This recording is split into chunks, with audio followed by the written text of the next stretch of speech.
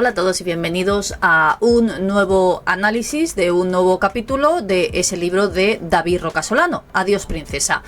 Como siempre os digo, los capítulos son muy largos y nos explica muchísimas cosas, así que es casi como ver varios capítulos. Estamos en el capítulo número 7, titulado El primer veto a Ana Togores, que es la mujer del padre de Leticia Ortiz. Como dice David Rocasolano en este capítulo, la madrastra, que además vivieron algunos momentos bastante desagradables. Ya os adelanto, y quizá os acordáis o no, pero la mujer de Jesús Ortiz no acudió a la boda de toda la historia de España, esa boda entre Leticia y Felipe, no estuvo aquel día. En cambio, tuvo que asistir con su exmujer del brazo, como si un matrimonio feliz fuera. Llamó muchísimo la atención que Ana Togores no estuviera, y David Rocasolano nos lo explica absolutamente todo, pero no solo ese veto, sino más que sucedieron antes de aquel día. Empieza con una narración que yo os traje en el anterior análisis, donde os enseño unas fotos y en los pies de esas fotos hay unos textos. Pues así comienza este capítulo. Pero, como también dice, como en otros capítulos de este libro, este en cuestión comienza con una nueva llamada de teléfono de Leticia a David Rocasolano, que como ya nos ha dicho, era casi a diario, pidiéndole cada vez cosas más fuera de lugar, como en esta ocasión ese veto a la mujer de Jesús Ortiz. En cuanto descolgaba el teléfono ya no se escuchaba ni un hola David, ¿cómo estás? Hola David, soy Leticia. Era David, vente para aquí que tengo que hablar contigo. Tal cual. Y David, que ya se había convertido casi en un esclavo de Leticia y hacía todo lo que le pedía, a pesar de que la gran mayoría de cosas que le pedía él no estaba de acuerdo, intentaba hacerle cambiar de opinión, pero como bien ha dicho también en anteriores capítulos, Leticia ha sido siempre muy cabezota y no había manera de que entrara en razón. Y él, pues directamente, cogía su coche y a zarzuela que se iba.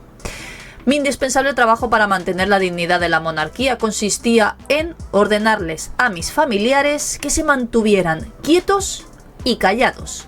Esas eran las consignas explícitas de Leticia que le decía a David y él tenía que trasladar al resto de familiares, los que no hacían lo que Leticia quería. Sí que había algunos que sí y había otros que no. David, ¿qué te parece que mi padre quiera llevar a la boda a Ana? A lo que David le responde, ni mal ni bien. No te comprendo, Leticia. Ana es la mujer de Jesús, tiene que acompañarle. Claro, dando por obvio que siendo su mujer, y además os voy a contar una pequeña anécdota sobre ese enlace entre Ana y Jesús, él lo veía lo más normal. Es más, llamó muchísimo la atención que Ana Togores no estuviera en esa boda. Fue casi peor que no estuviera a que si hubiera estado. Y Leticia le dice, no puede ser, ¿es que no te enteras o no te quieres enterar? ¿Dónde ponemos a Ana? ¿Sentamos a mi padre entre su mujer y su exmujer? ¿O sentamos juntas a Ana y a mi madre para que hablen? Entonces David le dice, lo que me estás pidiendo es una canallada, Leticia, para tu padre y para Ana. A lo que Leticia le responde, no es oportuno, David. No es oportuno que en la boda aparezca papá con Ana y que mamá venga sola. Bueno, ¿y qué culpa tendría su padre si él había encontrado otra persona con quien está claro que estaba feliz? Porque a día de hoy continúan casados y felices aparentemente. Claro, igual no quieren otro divorcio en la familia plebeya de Leticia, nunca se sabe. El caso es que esa fue la respuesta que Leticia le dio para que David entendiera que Ana no podía asistir a esa boda y que se lo tenía que decir él, algo que yo no entiendo. Y es más adelante también él nos lo dice, que si Leticia quería algo explícito de sus familiares, alguno de ellos, lo normal es que lo hubiera dicho ella, pero no, utilizaba a David para lo que ella no quería que se lo transmitiera a esa persona en cuestión. Pues a mí no me parece ni muy oportuno ni poco oportuno, Leticia. A mí lo que me parece es que tu padre está casado con Ana y que lo más normal es que vaya a la boda de su hija acompañado de su mujer. Claro, hasta aquí todos pensamos lo mismo. Incluso, como os digo, los periodistas fueron uno de los titulares que utilizaron. Ana Togores, la gran vetada en la boda de Leticia y Felipe. Y continuó David diciéndole: le estás pidiendo a tu padre algo que desde el punto de vista humano es muy jodido. ¿Qué le va a decir a Ana? ¿Que es una mierda y que no puede estar en la boda de su hija? Y Ana le preguntará a su marido cuál es el motivo. A lo que Jesús tendría que responderle que el motivo es la casa real, que no tiene que ver con mi vida ni con la tuya, pero ha decidido que no es bueno para su imagen pública que tú aparezcas allí. Vamos, que no es oportuno. Se le quedaron grabadas esas palabras de Leticia, a lo que Leticia, resignada, porque sí que es cierto que David dice que no cree que esa decisión fuera algo que Leticia quería, y le dice: lo entiendo, todo eso lo entiendo, David.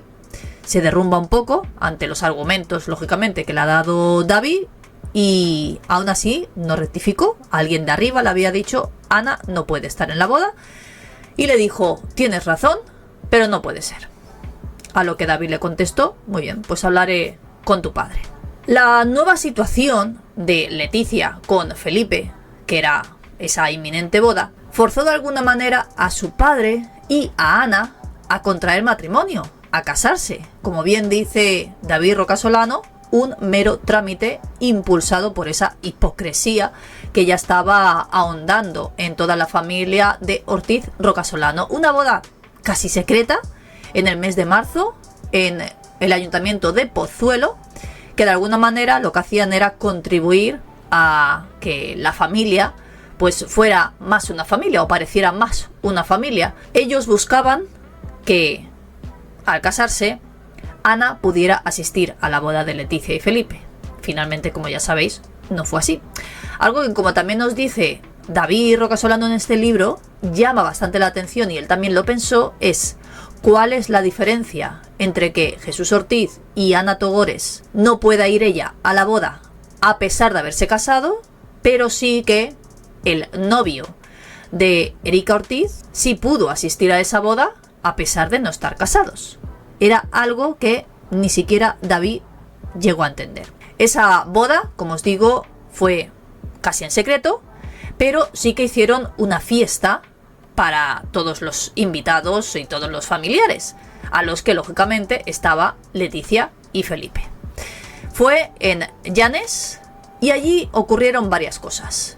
Ellos llegaron tarde, David y Patricia, y dice que había diferentes periodistas, como no, apostados en la puerta porque les había llegado un chivatazo de que se iba a celebrar la fiesta de la boda de el padre de Leticia Ortiz. Algo que le llamó la atención es que cuando se bajaron del coche acudiendo a esa zona donde se iba a celebrar la fiesta, les extrañó que los periodistas no les estuvieran haciendo fotos, como ya era habitual desde el momento en que se conoció que Leticia se iba a casar con Felipe. Y entonces se dio cuenta de por qué. Unos metros cerca, en la entrada, estaba su prima, Telma, con su padre y la que ya era mujer de su padre, con Jesús y con Ana.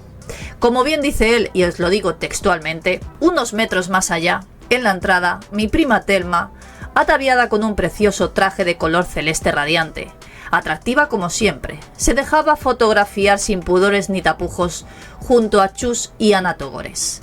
La escena me pareció peligrosa. Telma se la estaba jugando. La consigna de Leticia era otra: discreción y silencio.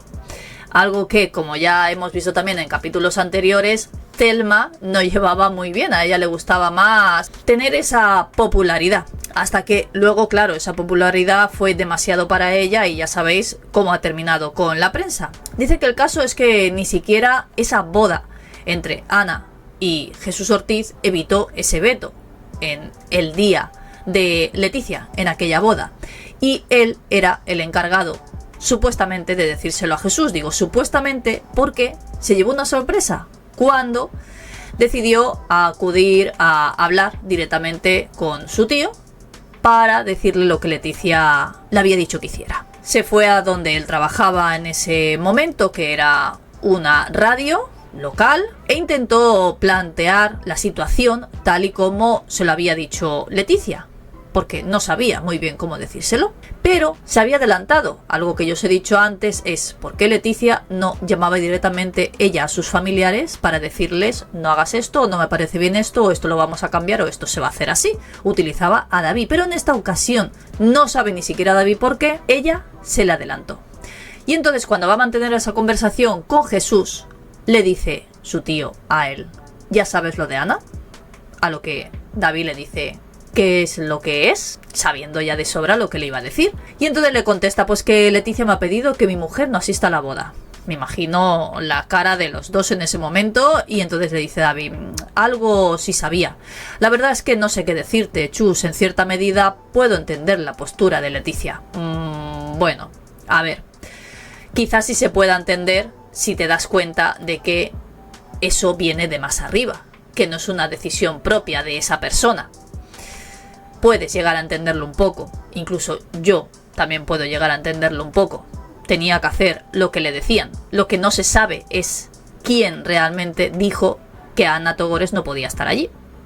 Oye, David, que tienes que decirle al abuelo que deje de hablar con los periodistas. Quiero que le llames ya. Esa es otra de las llamadas que recibió David Rocasolano de su prima Leticia, porque ya os he dicho que ni siquiera le decía un hola, ¿qué tal? ¿Cómo estás? Directamente le daba la orden ya por teléfono, ni siquiera le hacía ir a Zarzuela. A lo que le acababa de decir, le dice David, joder, Leticia, llámalo tú, que también es tu abuelo.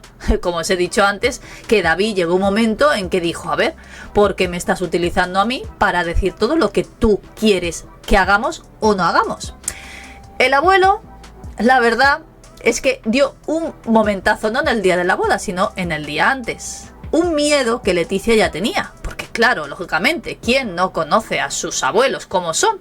Y cuando su abuelo se tomaba un par de vinitos, pues le gustaba mucho hablar y sobre todo bailar.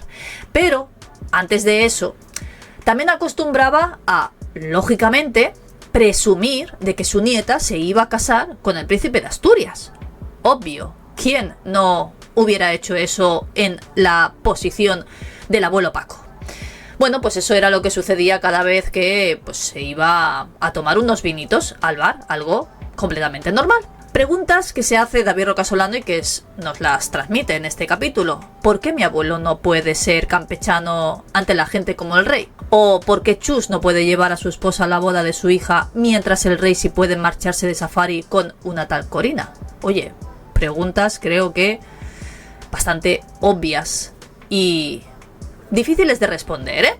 Dice, si el abuelo Paco vuelve a hablar con la prensa de lo flaca que estoy, se hunde España. Era una de las cosas que más le decía a David, porque no solo hablaba con sus amigos cuando iba a tomarse esos vinos al bar, sino que cada vez que la prensa le preguntaba cosas, pues él hablaba sin tapujos. Esa consigna del silencio, el abuelo Paco, pues no lo llevaba como Leticia quería. Y eso le enfadaba bastante, el hecho de no poder controlar a su abuelo en ese aspecto. Y entonces era casi las consignas que más le decía a David. Y sobre todo, que intentara hacer que el día antes a la boda, pues no cometiera algunos actos que a Leticia no le gustaron, que nos cuenta un poco más adelante.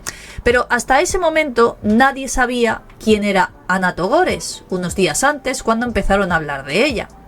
Y sobre todo un día en concreto, cuando ya os traje una imagen que se les ve a Jesús Ortiz con Ana Togores, Leticia y Felipe, curiosamente, que fueron a cenar juntos a un restaurante. Ya en ese momento nos dijo David Rocasolano que Leticia había llamado a la prensa. Y en este momento también nos habla un poquito más sobre eso. Nadie sabía quién era la mujer de Jesús Ortiz, muy poca gente, pero aquel día sí que lo que hicieron es que hubiera titulares sobre ella. La escena transcurría en unas escaleras en la que posaban los cuatro en la puerta de ese restaurante chino. Pero, ¿cuál era el acuerdo? ¿Por qué necesitaban esa imagen pública? Sí, vale, habían quedado simplemente a cenar. Eso es lo que les podría haber parecido a todos. pero todos quedamos a cenar, es algo normal. Bastaba con una cena íntima, solo ellos. Pero no, aquello se hizo público, una llamada a los medios de comunicación, con ese posado incluido de los 4, que lo que nos dice David Rocasolano, alguien estaba jugando al ajedrez con personas. Pues sí, yo creo que desde Casa Real jugaban al ajedrez con toda la familia de Leticia Ortiz. Y quién sabe, Leticia igual en ese entonces al principio era simplemente un peón, pues nunca se sabe. Otra de las numerosas manipulaciones hipócritas, y así lo dice tal cual en este capítulo David Rocasolano, que él vivió de la Casa Real hacia su familia, fue en el bautizo de Sofía, que fue el 15 de julio del año 2007. De hecho, si no lo recordáis, hacía ya unos meses que Erika había decidido no seguir con nosotros. Y vivió un momento bastante, como dice él, hipócrita, pero surrealista cuanto menos. Otro veto, que eso sí que no salió en ningún sitio y él nos lo trae aquí. Otro veto a Ana Togores. Dice que cuando llegaron a ese bautizo, a esa iglesia, donde también se había bautizado Leonor, se sentó en el sitio que, lógicamente, le habían dicho que él tenía que estar. Y a su lado había un hueco, una silla vacía. Pero minutos más tarde, alguien se sentó en esa silla. Comenzó la ceremonia. Dice que las cámaras de televisión, lógicamente, estuvieron grabando absolutamente todo. Y unos minutos más tarde abandonaron esa escena. No se grabó exactamente hasta el final. No explica por qué, pero los últimos minutos no fueron grabados. Y ahí es cuando alguien aparece a su lado y se sienta en esa silla. ¿Quién era? Ana Togores, que había sido de alguna manera vetada y no podía tampoco estar en el bautizo de Sofía de principio a fin. Y él nos explica. En cuanto los periodistas desaparecieron, Ana ocupó la silla vacía a mi lado. David, sorprendido, le preguntó, ¿pero dónde estabas? A lo que ella le respondió, dentro, en una sala, con Antonio Vigo, el que era novio de Erika. Ya os he dicho antes, y por eso os he hecho esa puntualización, que Erika en ese bautizo ya no estuvo porque ya estaba fallecida. Y David entonces le preguntó, ojiplático, ¿cómo que dentro? La ceremonia casi ha terminado. Ana Togores no dijo nada más, pero su cara lo decía todo. Era el espejo del alma y no hacían falta más preguntas. David Rocasolano sabía perfectamente que alguien le había dicho que no podía estar en ese momento, al igual que Antonio Vigo. Pero como él también dice que puede llegar a entender lo de Ana, porque ya sabía que tampoco la querían en la boda, pero lo que no entendía era lo de Antonio, que hacía 6 meses que se había quitado la vida y ¿por qué lo ocultaban? Era algo surrealista. Y él nos dice textualmente, lo de Ana podía entenderlo, o no, pero ¿y lo de Antonio? Erika había fallecido en febrero de ese mismo año. ¿Qué es lo que no era adecuado en Antonio? La verdad es que bastante llamativo la decisión que decidieron tomar en el bautizo de Sofía. También habían perdido sus propios nombres. Como bien nos dice David, ya no eran David, Jesús, Paloma, eran la abuela de, la tía de, la hermana de, el cuñado de. Incluso dice que Felipe ya había dejado también de ser Felipe para convertirse en el prometido de Leticia, porque estaba siendo ya más protagonista ella que el propio Felipe. Y llegó uno de los días que os he comentado anteriormente, esa fiesta antes del gran día, de la boda.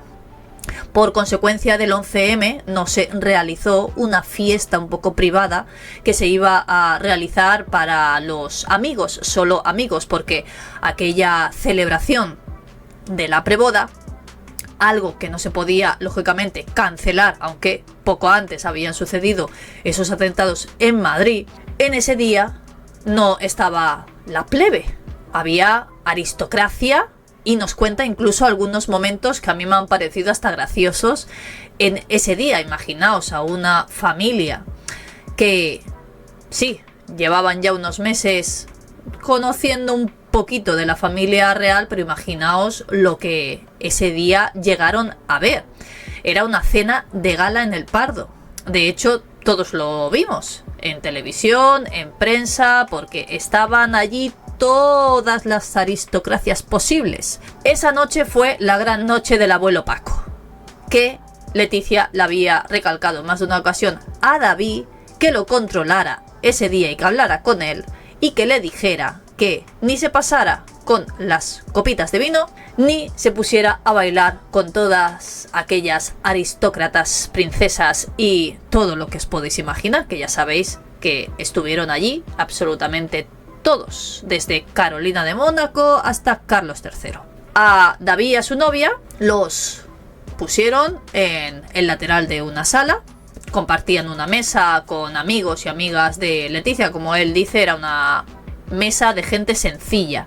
Dice que su actitud chocaba bastante con el resto de comensales y ellos eran los sencillos, por no decir que eran los plebeyos. El abuelo Paco incumplió la gran consigna de Leticia, que era eludir la notoriedad. Tenías que pasar desapercibido, que nada ni nadie enturbiara aquellos días, y sobre todo el día antes de la boda, aunque bueno, de eso también se encargó el marido de Carolina de Mónaco, que ya sabéis que bastante se ha hablado sobre esto, y también así lo dice David Rocasolano, y tampoco se explaya en este tema porque todos sabemos lo que sucedió, y es que Ernesto de Hanover sí que se pasó con las copitas de vino mucho más que el abuelo Paco, y de hecho ni siquiera acudió a la boda de Leticia y Felipe porque estaba bastante perjudicado. Pero dice que ninguno de ellos quería destacar ese día, así como se lo había pedido Leticia, pero es que su misión era preservar el anonimato de toda la familia y sobre todo de el abuelo de Leticia. Pero él también dice que fracasó en esa defensa por la dignidad del Estado, de la Casa Real, de la monarquía, que Leticia no paraba de imponerles a todos, y permitió que su abuelo bailara aquella noche. Dice que se sintió como un maldito traidor. Tras media hora de danzas, Leticia se le acerca con una falsa sonrisa, después de ver cómo el abuelo Paco está disfrutando a lo grande, que yo creo que tendría que estar hasta contenta de cómo estaba disfrutando su abuelo de aquella noche, pero no solo su abuelo, sino es que princesas, marquesas, archiduquesas y todo lo que os podéis imaginar de la alta aristocracia estaban disfrutando con el abuelo Paco, bailando todas con él, saliendo a bailar con el dueño de la pista, como dice David Rocasolano en el libro.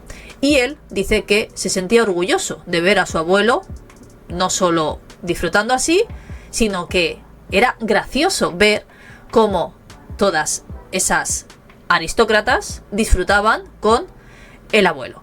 Entonces Leticia, haciendo ver que no estaba enfadada, pero estaba muy enfadada, le dice que tiene que parar eso, que se lleve al abuelo a dormir ya. Y le dice: Leti, que no pasa nada, déjale, tranquilo. Le dice: haz lo que te digo, llévate a la abuela Ketty y al abuelo Paco a casa. Dice que la vergüenza de Leticia era bastante notoria, a pesar de esa sonrisa falsa, vamos a decir así, porque él dice su sonrisa nada desnaturalizada, era muy buena actriz. Me llevé a los abuelos como me había ordenado, así que se acabó la diversión para el abuelo Paco y para todos los que estaban a su alrededor. Ya en ese momento seguramente se convirtió en una cena bastante aburrida. Dice que el virus del secretismo y la hipocresía ya se estaba extendiendo por toda la familia antes incluso de la boda. Era lo que Leticia estaba consiguiendo. Dice que él mismo se convirtió casi en un agente doble, un 007, que era el que pasaba toda la información de unos a otros. Leticia le llamaba para prevenir que ocurriera cualquier desmadre en la familia y él llamaba a quien fuera necesario para informarle sobre lo que Leticia estaba pidiendo para que no sucedieran cosas que Leticia no quería que sucedieran. Y dice que prácticamente en la familia se instaló la cultura del miedo. Dice que quizá la única que era un poco resistente a lo que Leticia pedía era la abuela Ketty, la mujer del abuelo Paco, que era la única que no acataba esa ley del silencio, tampoco lo hacía el abuelo Paco. Y recuerda una tarde que fue a visitarla Dice que ya en ese entonces, incluso antes de la boda, ella estaba sufriendo unos achaques, principalmente por una ceguera que estaba sufriendo, pero su abuela, lógicamente, lo reconocía en cuanto entraba por la puerta. No le llamaba David, le llamaba Quique, que es su segundo nombre, y al entrar en esa casa a visitar a su abuela le pregunta que cómo está, que cómo andan esos ojos, y le dice ella: bien, Quiquín, estoy bien. Pasa un rato a su lado y la nota como que quiere hablar con él, algo que parece ser que no quería que nadie se enterara. Y al oído se le acerca y le dice: Quique, ¿por qué no hablas con Leticia? Tú puedes influir en ella. Una apreciación bastante equivocada, como bien así le transmite David. Le dice: ¿para qué, abuela? ¿Para qué quieres que hable con Leticia? Y no te equivoques, yo no tengo ninguna influencia sobre ella. Y le responde: ya, Quique, pero Leti no está actuando bien. Debes hablar con ella. Le está haciendo algunos feos a Paquito, tu padre, el padre de David Rocasolano, que poco o nada ha hablado de él en estos capítulos. Sabía perfectamente a lo que se estaba refiriendo su abuela, pero dejó que siguiera hablando y le dice: es que no puede ser. No puede ser que Enar, ya sabéis quién es Enar, la hermana de Jesús Ortiz, la tía díscola de Leticia, no puede ser que ella sí que sea invitada a algunas cenas que vais y tu padre no. A lo que David le responde: ya, abuela, ¿y qué quieres que haga? Yo hablo con ella, pero es ella la que determina quién va a unas cosas y quién no. Aquella posición familiar entre Leticia y el resto de la familia no agradaba a prácticamente nadie. Pero al día siguiente de aquella cena de gala, que ya os he explicado un poco lo que sucedió, dejó de suceder, llegaba el gran día. Unas horas antes de la boda tenían que acudir a un hotel donde se les dijo que les iban a ofrecer un desayuno y allí los iban a terminar de arreglar a todos.